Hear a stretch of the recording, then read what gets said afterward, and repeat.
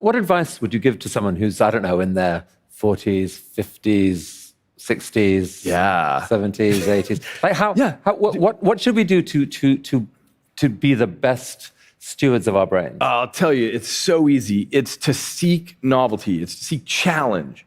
So the key is, for most people as they get older, they, whatever, their lives shrink, they watch Jerry Springer, they do whatever they're doing. But the key is challenge yourself. So there's this study that's been going on for decades. You may know about this, called the Religious Orders Study, where a whole bunch of nuns in convents volunteered to give their brains upon their death. So what happened is the researchers started examining these, the histological samples, and realized that some fraction of these nuns had Alzheimer's disease, and their brains were physically getting chewed up with the Alzheimer's, and yet nobody knew it when they were alive. They just weren't showing the cognitive deficits. Okay, so led to a big understanding that what was going on was they lived in the convents till the day they died. They had social interaction, they had chores and responsibilities, they played games, they had conversations, they were doing all kinds of stuff.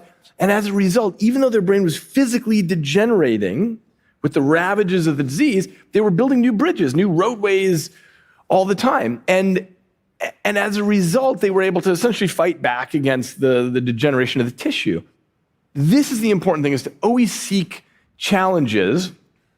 Go ahead. No, I was going to say, is it challenges that themselves vary? So if someone finds doing a crossword challenging, but they do it every day and keep doing it, is that good, or is that actually, or playing bridge every week or something like that? Or is it actually much better to mix that up and actually, no, I'm going to travel to a new place and whatever? As soon as you get good at the crossword puzzles, you got to drop that and do something that's hard. The key is to be between the levels of frustrating but achievable.